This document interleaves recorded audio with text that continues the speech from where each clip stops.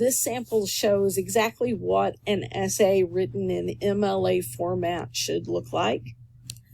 I'll explain some of the other information, but if you want to see more, you can always click the link to the OWLET Produce sample essay, and that is found in the course resources module in Canvas.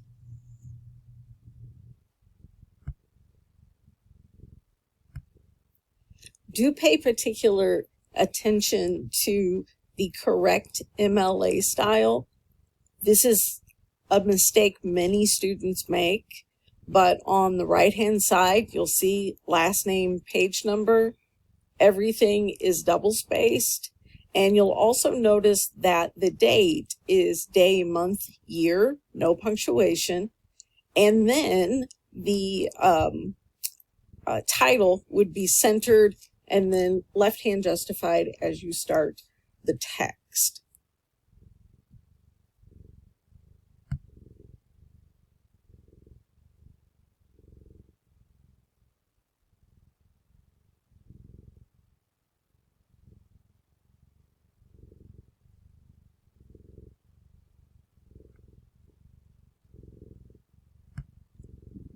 This is something to really look at when you are writing.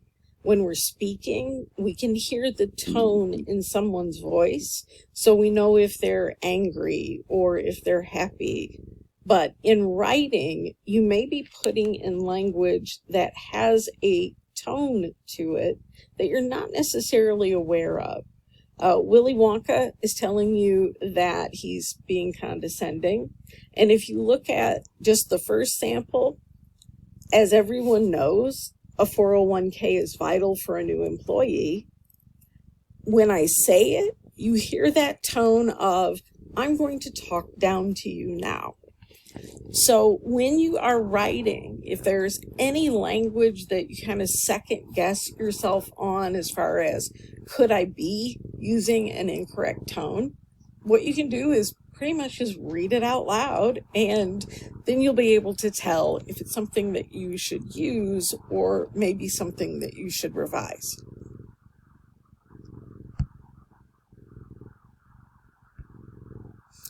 When you are writing an academic essay, you should always use third person, he, she, they, or first person if you're writing a narrative, which would be I.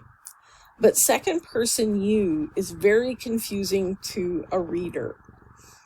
If I'm pointing at you when I say you, then the person who's being spoken to is understood, but you can't point when you are writing. So if you are using you as a substitute for first or third person, you need to correct that so that the audience essentially knows who we're speaking about. Is this most people? Is this yourself? And you is a little too vague to use.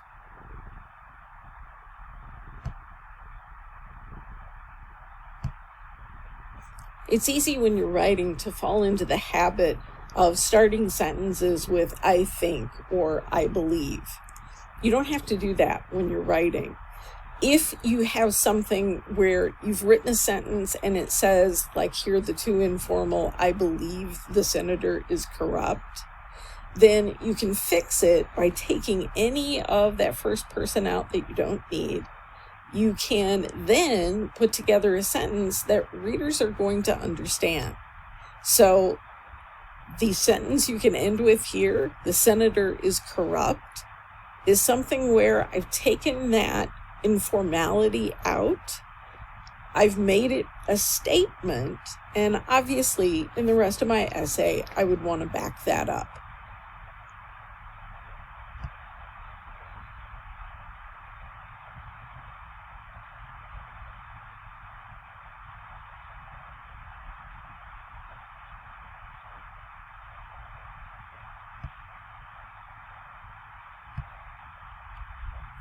Along with the title, you want an introduction that is going to be engaging.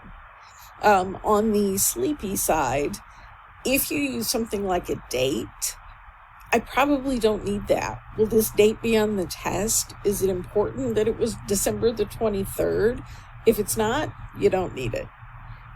Also, don't tell me you're writing an essay. So in this essay, I will write about whatever. Don't tell me. Just get going. Better than clickbait, however, are the first two sentences from the short story by Langston Hughes called Salvation. I was saved from sin when I was going on 13, but not really saved. And you see there, this isn't language that is Shakespearean. These are very simple sentences, but they're powerful in that we kind of want to know how he was saved but not saved.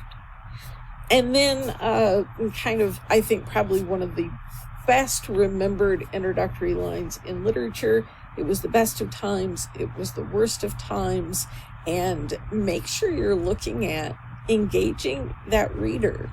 It's you need to get their attention so they'll read the rest of what you're writing.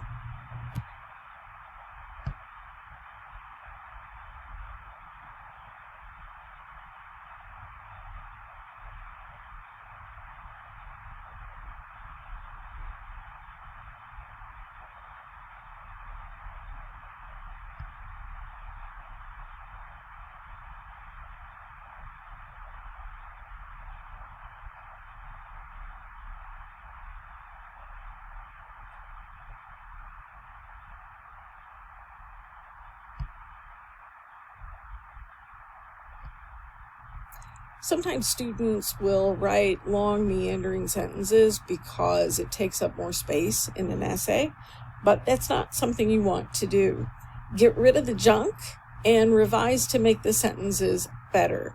The third example, there were a lot of the other people in my group that were absent. That's a lot of that's and lots and others. You can simply say there were others in my group who were absent.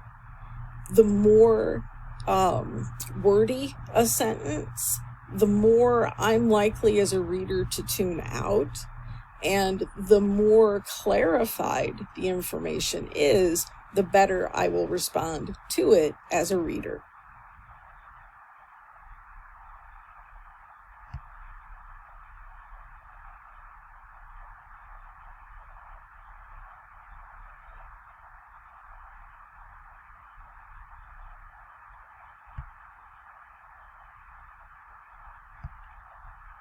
You might be used to going through a writing class and learning grammar and having to underline the subject and circle the verb. We don't do any of that. But if you know that you have a weakness in a certain area, commas, for example, you can reference back to this slide, but also if you go to the ALEC-Purdue's grammar help site, you'll get info, or just Google comma rules, and you can usually find really good information.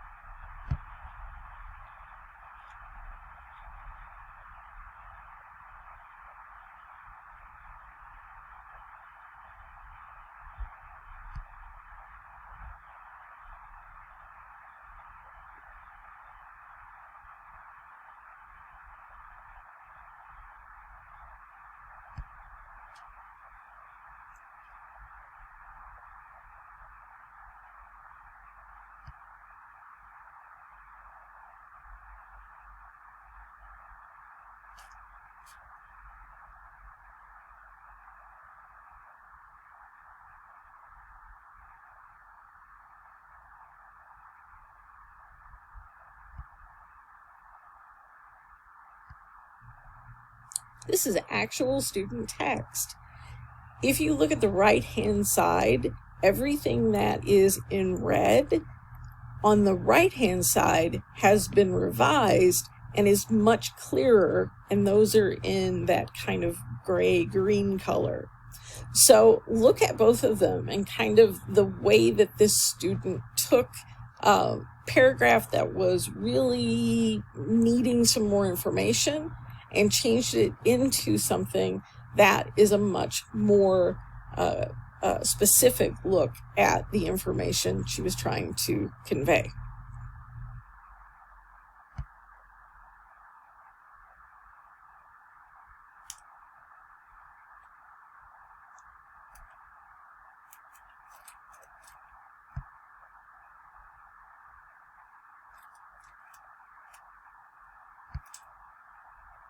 You can use any tool that you want to help with your writing.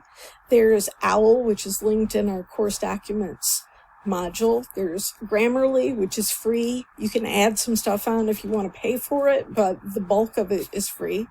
Obviously, use spell check in Microsoft Words or in Google Docs. And we do have the RLC Writing Center on campus. It is free to all students. And since we're in a pandemic at the moment, they will help you out via email. So check the rlc.edu site for information on that.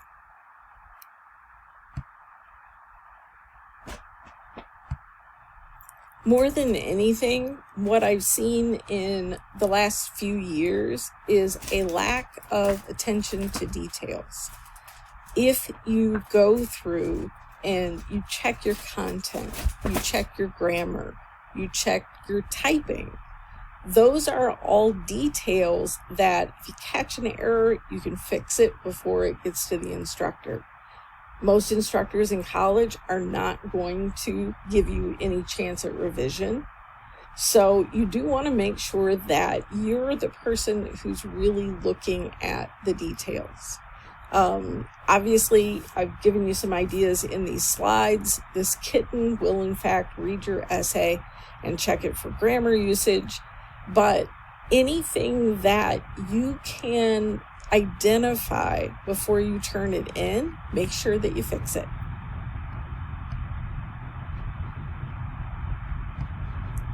Reading and writing are definitely intertwined, and if you want to become a better writer, then look at increasing the quality of what you're reading.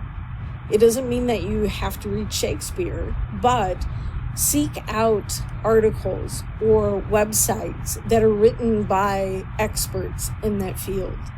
Look to newspapers and magazines that are specific to the area you are interested in. And that can be anything from building a car to being a scientist. So when you are looking at finding information just to help you out with an essay, look for the good stuff.